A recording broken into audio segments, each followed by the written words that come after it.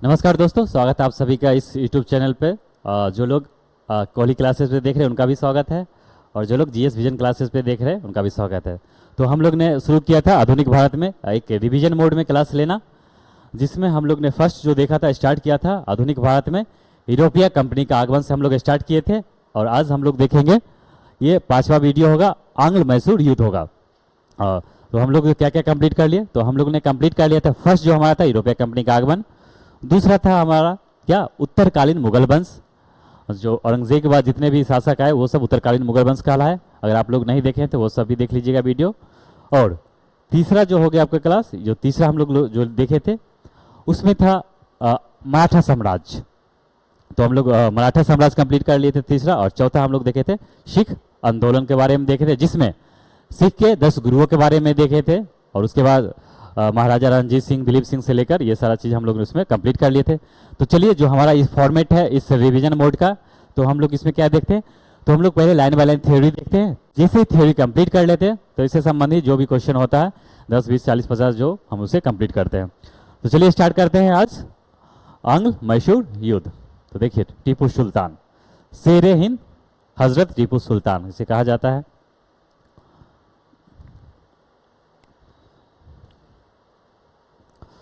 चलिए स्टार्ट करते हैं इसका आंग्ल मैसूर संबंध। तो ये हमारे चैप्टर का नाम है। एक मिनट,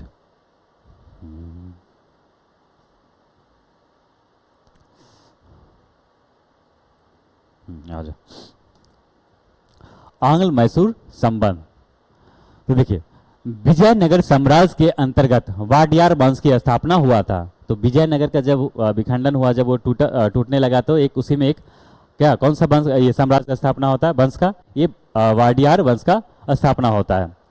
और विजयनगर का स्थापना किसके द्वारा किया गया था, तो जब हम लोग विजयनगर पढ़ेंगे स्पेशली मध्यकालीन में, तो उसे भी हम लोग देखेंगे।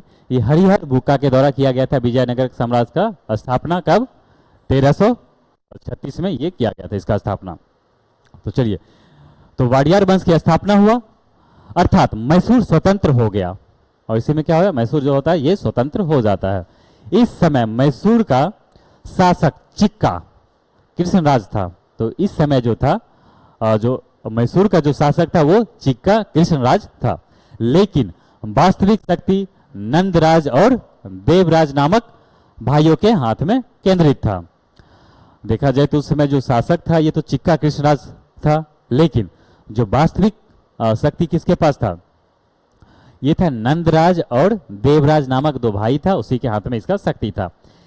इस समय दीवान के पद पर खांडे राव इस समय कौन था दीवान के पद पे? खांडे राव। आगे देखते हैं।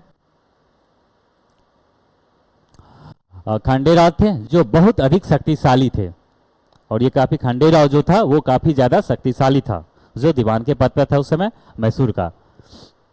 अब देखिए, इसी राजनीतिक घटनाक्रम में हैदर अली का उदय होता है। और इसी बीच में क्या होता है, जैसा एक तो वास्तविक शक्ति दोनों भाइयों के पास था, और जो दीवान था वो कौन था, खड़ेगराव था।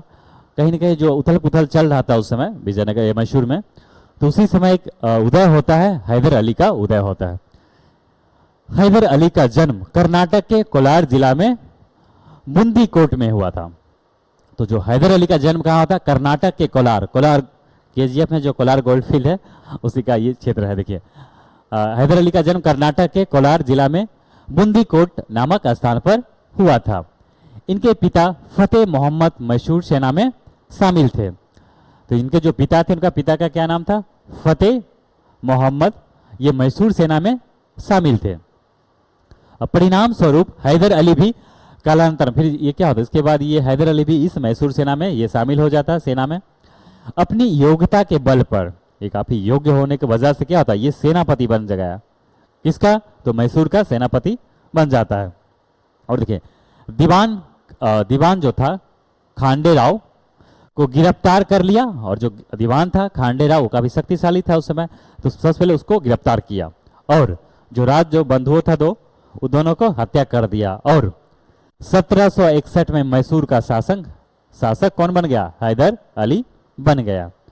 तो मैसूर का शासक कब बनता है हैदर अली, ये बनता है 1761 में। किसको देखा जब गिरफ्तार किया, खंडेराव को गिरफ्तार करता है, जो दीवान था उस समय काफी शक्तिशाली, और दूसरा जो राजबंधु था उसको भी ये हत्या कर देता।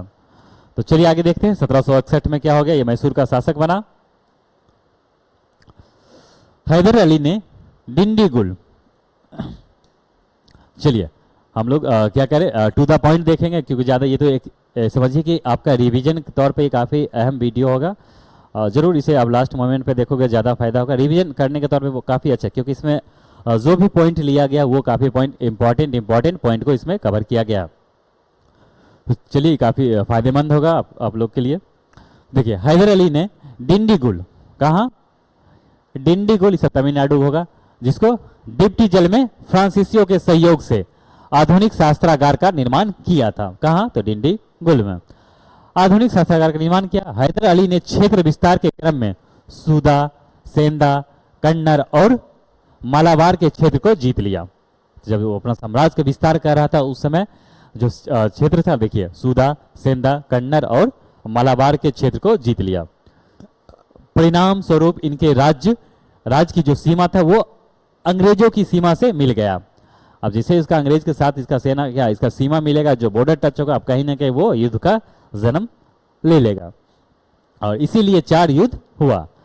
तो चलिए कौन कौन सा 4 युद्ध होता है हैदर अली अर्थात जो मैसूर और अंग्रेज के बीच, ये फैक्चुअल चीज है, याद रखिए। देखिए आंग्ल मैसूर युद्ध, जो प्रथम आंग्ल मैसूर युद्ध था, ये कब होता है, 1767 से लेकर 1769 तक चला, और मद्रास की संधि के तहत ये समाप्त हो जाता है। कौन, प्रथम आंग्ल मैसूर युद्ध, याद रखिएगा। तो प्रथम आंग्ल मैसूर युद्ध कब होता है, 1767 से लेकर 1769, और ये मद्रास की संधि से ये समाप्त हो जाता है। चलिए आगे बढ़ते हैं। दूसरा आंग्ल मैसूर युद्ध, तो दूसरा जो आंग्ल मैसूर युद्ध होगा ये कब होगा, 1780 से लेकर 1784, जो मैंगलोर की संधि से समाप्त हो जाता है। और आगे देखते हैं जो तीसरा है, तीसरा आंग्ल मैसूर युद्ध 1790 से लेकर 1792 चलेगा, और ये श्रीरंगपट्टनम की संधि से समाप्त होता है। तो इसे याद कैसे रखा जाए, देखिए पहले मद्रास छोटा अक्षर है 3 अक्षर का, फिर थोड़ा और बढ़ेगा, असेंडिंग ऑर्डर में जा रहा, मैंगलोर, और सबसे बड़ा क्या हो जाएगा, श्रीरंगपट्टनम। ये आसान से याद हो जाएगा, मद्रास, मैंगलोर की संधि, और लास्ट में श्रीरंगपट्टनम की संधि से तीसरा आंग्ल मैसूर युद्ध समाप्त होता है। और लास्ट का जो होता है चौथा आंग्ल मैसूर युद्ध 1799 में होता है, जिसमें टीपू सुल्तान की मृत्यु हो जाती है, और इसमें कोई संधि करने की जरूरत ही नहीं पड़ता है, अंग्रेज अपने अंदर कर लेता है इसका सारा साम्राज्य को। चलिए तो हम लोग सबसे पहले जो डिस्कस करेंगे ये डिस्कस करेंगे प्रथम आंग्ल मैसूर युद्ध को। चलिए आगे देखते हैं। यह युद्ध मद्रास की संधि के द्वारा समाप्त हुआ, और संधि शर्त के अनुसार, और इस संधि शर्त के अनुसार क्या था इसमें, देखिए संधि शर्त के अनुसार एक दूसरे को जीते हुए क्षेत्र पर वापस करना, जो एक दूसरे के दोनों आपस में जो जीत लिया था वो उसका क्षेत्र जीत लिया, उसका क्षेत्र जीत लिया, तो अब क्या करेगा भाई, संधि हुआ तो कहीं ना कहीं कंप्रोमाइज होगा दोनों के बीच में। तो बोल रहा भैया जो आपके पास क्षेत्र वो हमें दे दीजिए, जो मेरा आपने क्षेत्र लिया और जो मैंने लिया वो आपको दे देता हूँ। तो एक तो ये था शर्त। दूसरा एक दूसरे पे आक्रमण नहीं करना था, और तीसरा कि कोई व्यक्ति आक्रमण करता है, या कोई भी मान लिया कोई भी तीसरा आदमी अगर उस पर आक्रमण करता है तो एक दूसरे को सैन्य सहायता देना था, कि अगर कोई भी एक दूसरे, चाहे अंग्रेज पे चाहे मैसूर पे अगर कर रहा है कोई भी अटैक, तो ये दोनों मिलकर क्या करेगा, उसको काउंटर करेगा। चलिए लेकिन हैदर अली ने करूर का क्षेत्र, हैदर अली ने करूर का क्षेत्र, ये सब कहाँ है, तमिलनाडु का है, अंग्रेज को नहीं दिया। और क्या होता है, अंग्रेज को नहीं दिया, हैदर अली बड़े चालाक था। चलिए आगे देखते हैं फिर क्या हो जाएगा। देखिए फिर आएगा दूसरा आंग्ल मैसूर युद्ध, कब से कब चलेगा, तो जो द्वितीय आंग्ल मैसूर युद्ध है ये होगा, इसमें हम लोग कब से देखे थे, 1780 से 1700 क्या था 84 तक चला था। चलिए आगे देखते हैं, ठीक है ना, 1780 से 1784 मैंगलोर की संधि समाप्त होता है।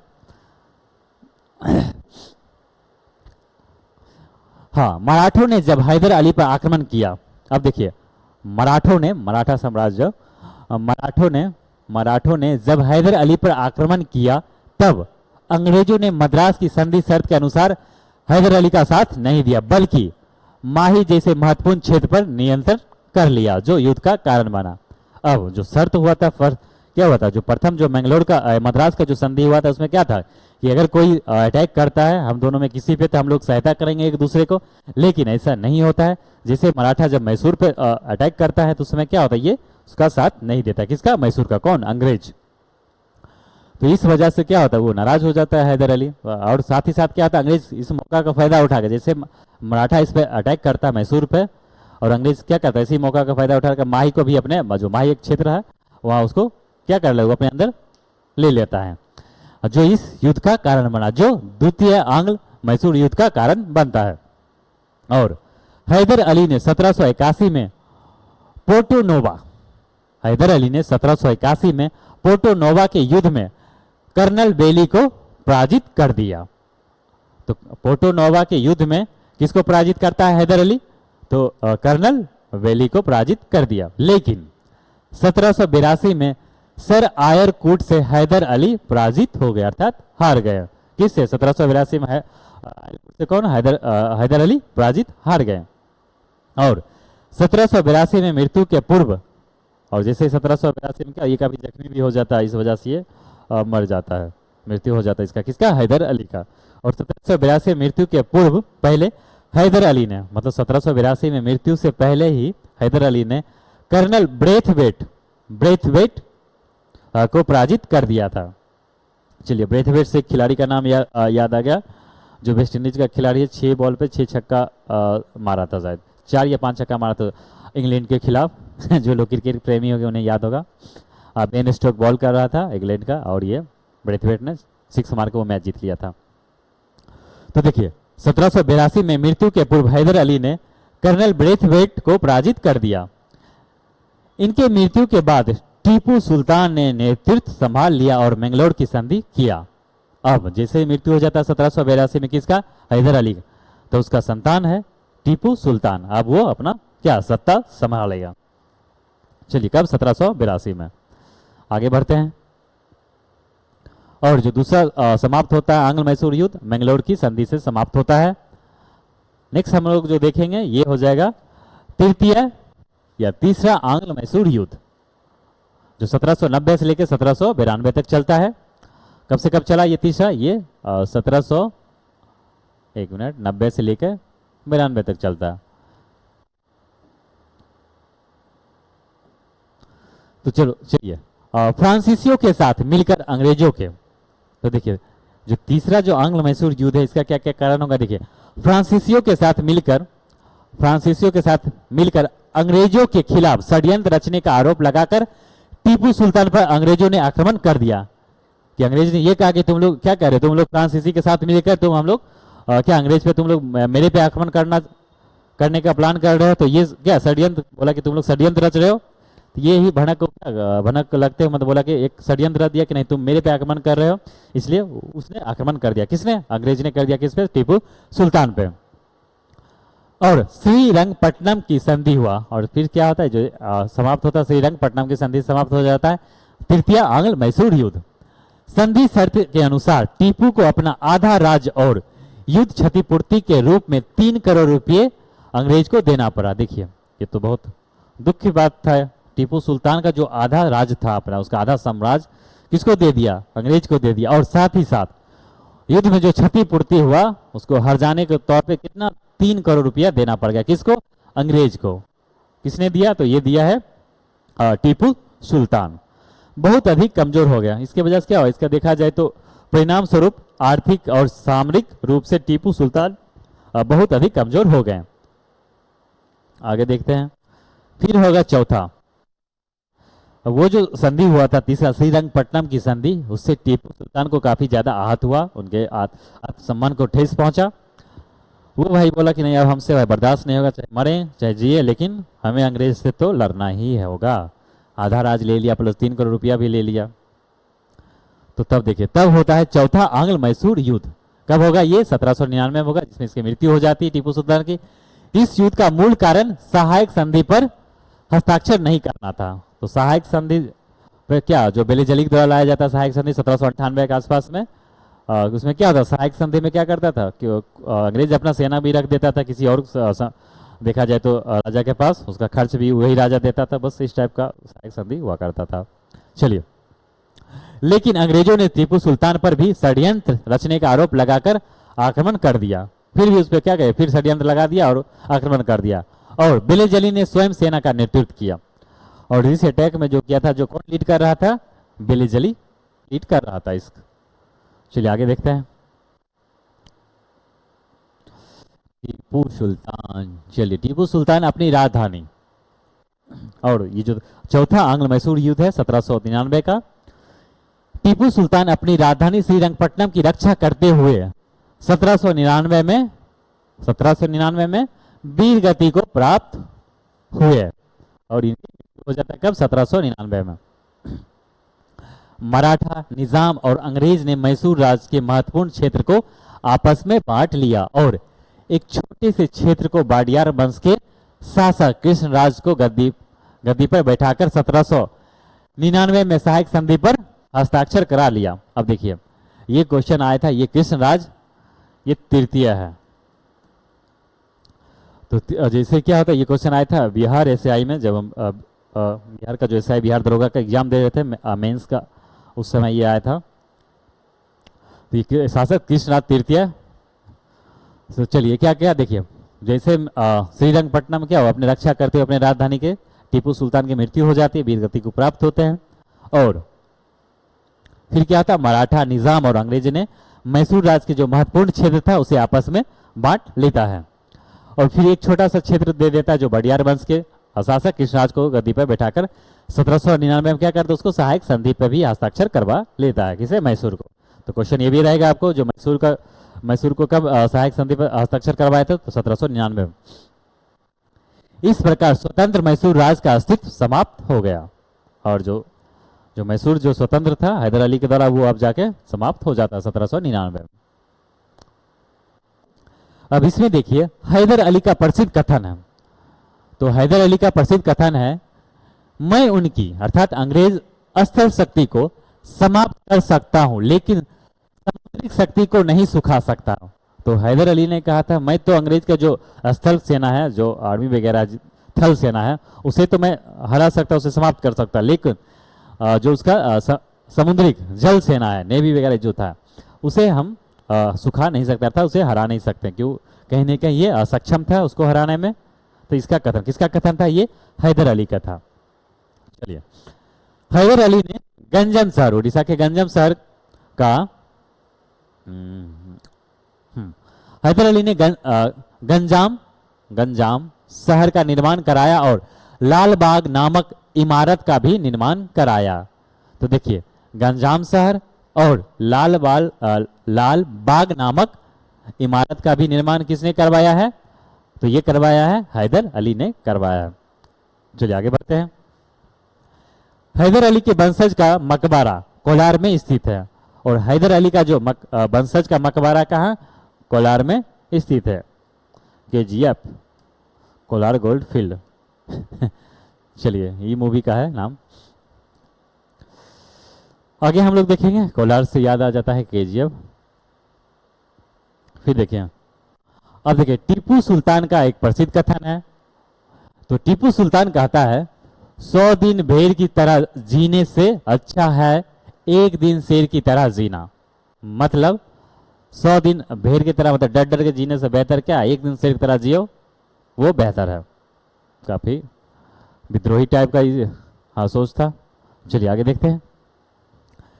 टीपू सुल्तान ने अपनी राजधानी श्रीरंगपट्टनम में स्वतंत्रता का वृक्ष लगाया। और टीपू सुल्तान ने अपनी राजधानी श्रीरंगपट्टनम में स्वतंत्रता का वृक्ष लगाया।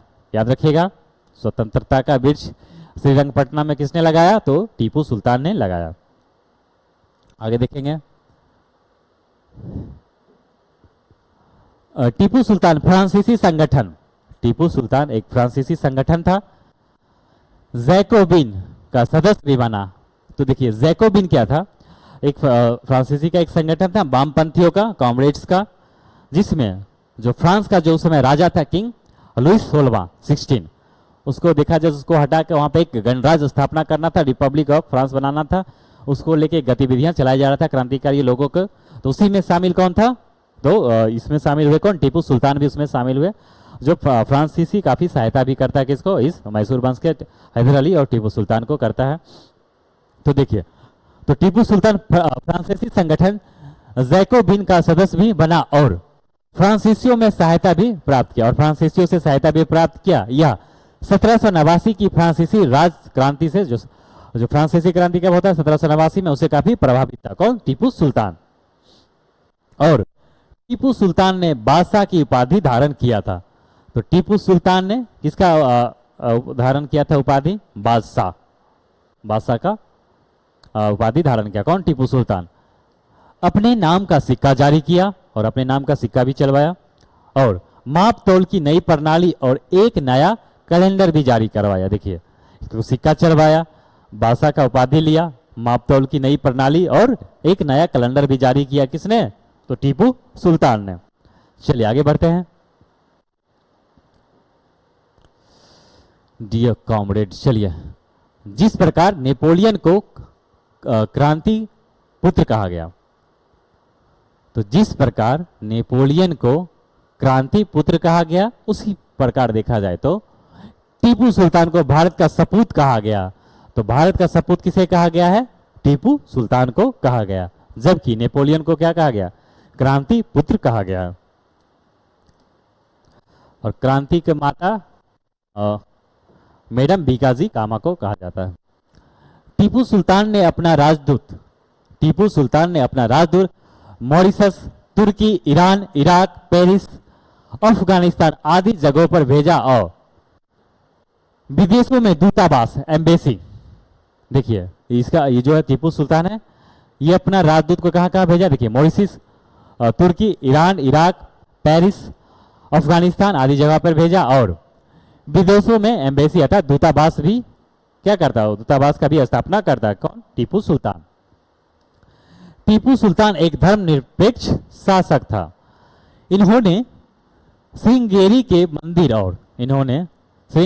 मंदिर और शारदा देवी की मूर्ति के पुनर्निर्माण के लिए सरकारी धन उपलब्ध कराया था।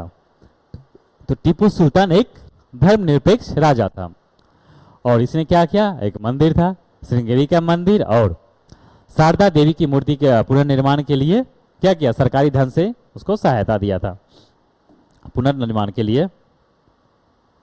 अब देखेंगे, नेक्स्ट देखेंगे। देखिए, अंग्रेजों ने टीपू सुल्तान को सीधा साधा दैत्य कहकर संबोधित किया। तो अंग्रेजों ने टीपू सुल्तान को क्या कहकर संबोधित किया, तो एक सीधा साधा दैत्य कहकर संबोधित करता है किसको, टीपू सुल्तान को। कौन, तो अंग्रेज ने। हैदर अली और टीपू सुल्तान फ्रांसीसियों पर सबसे अधिक निर्भर हो गए थे, जो इसका पतन का भी कारण बन जाता है। ये लोग काफी डिपेंड हो गए थे फ्रांसीसियों पे, जिस वजह से इसका पतन का कारण भी यही बन जाता है, एक मेजर कारण। तो चलिए अब हम लोग देखेंगे इससे संबंधित कुछ क्वेश्चन। और क्वेश्चन नंबर फर्स्ट है, हैदर अली ने आधुनिक शास्त्रागार की स्थापना कहाँ किया था। तो हैदर अली ने आधुनिक शास्त्रागार का स्थापना कहाँ किया था, ये किया था डिंडीगुल में किया था।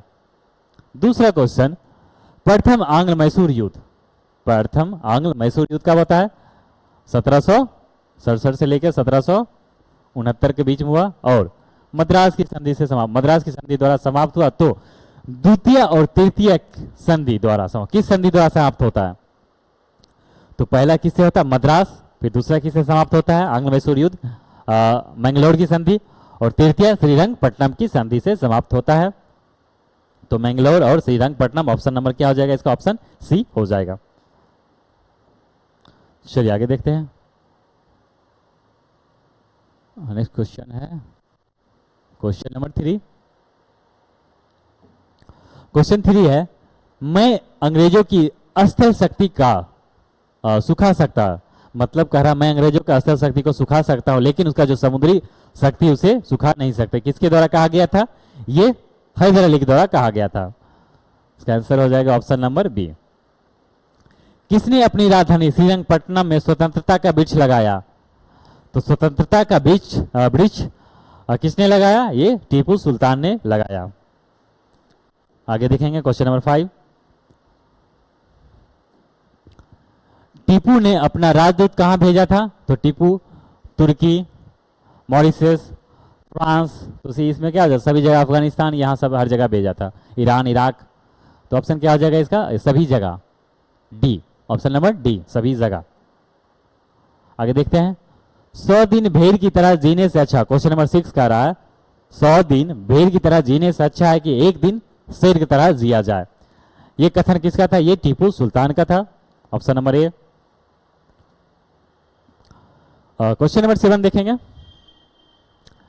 किसने विदेशों में आधुनिक पद्धति से दूतावास, एम्बेसी स्थापित किया था?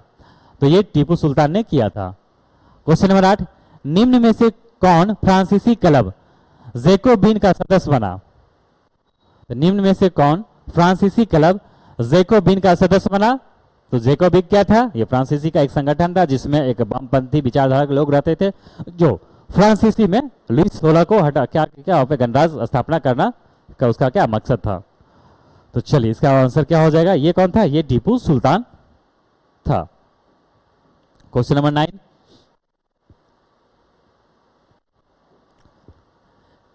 किसने श्रृंगेरी के मंदिर और शारदा मंदिर की मूर्ति के पुनर्निर्माण के लिए सरकारी धन उपलब्ध कराया था?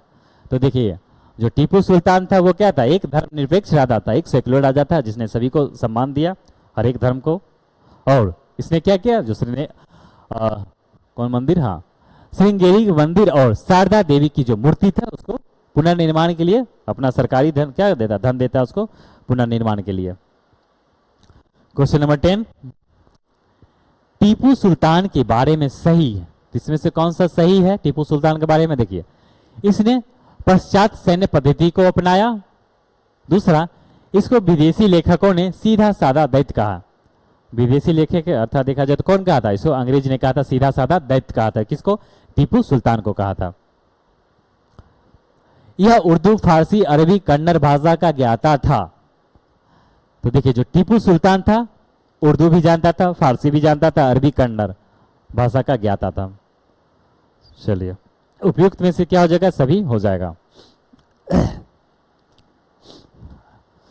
क्वेश्चन नंबर 11 देखेंगे, लास्ट क्वेश्चन होगा, 12 तक ही होगा शायद। हाँ,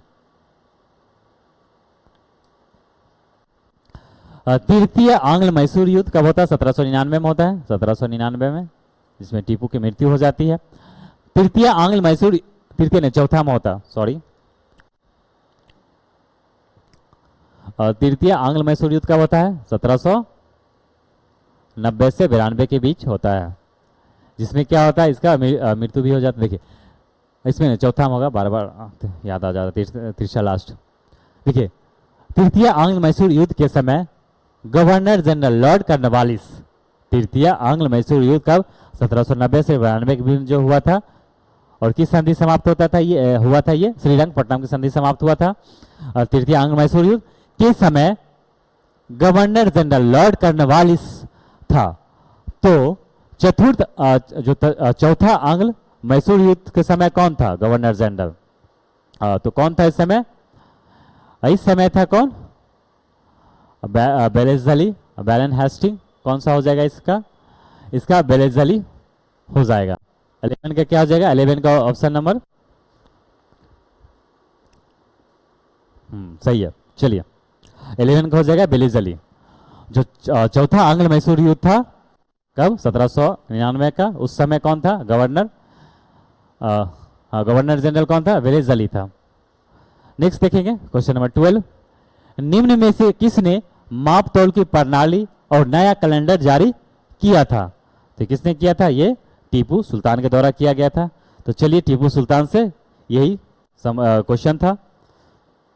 नेक्स्ट हम लोग देखेंगे इससे आगे, जो नेक्स्ट हमारा जो वीडियो होगा उसमें हम लोग देखेंगे गवर्नर जनरल देखेंगे, और एक अब आ जाएगा बंगाल हो जाएगा, बंगाल पे कैसे ने शासन किया था अंग्रेज। तो सबसे पहले इसके बाद जो नेक्स्ट हमारा जो चैप्टर होगा वो बंगाल पे अंग्रेजों का कैसे अपना शासन स्थापित करता है, जिसमें प्लासी के युद्ध वगैरह आ जाएगा, बक्सर के युद्ध हम लोग उसमें डिस्कस करेंगे। फिर जो हो जाएगा नेक्स्ट उसके बाद का जो वीडियो होगा हम लोग देखेंगे गवर्नर जनरल, महत्वपूर्ण रहेगा काफ़ी। हर एक गवर्नर जनरल का जो महत्वपूर्ण कार्य होगा, जो उससे संबंधित जो घटनाक्रम होगा हम लोग उसे देखेंगे। तो चलिए हम लोग मिलते हैं नेक्स्ट वीडियो में। वीडियो अच्छी लगी तो आप लोग जरूर लाइक कीजिएगा, शेयर कीजिए, और चैनल पर नए हैं तो चैनल को जरूर सब्सक्राइब कर लें। मिलते हैं नेक्स्ट वीडियो में, तब तक के लिए आप सभी का धन्यवाद।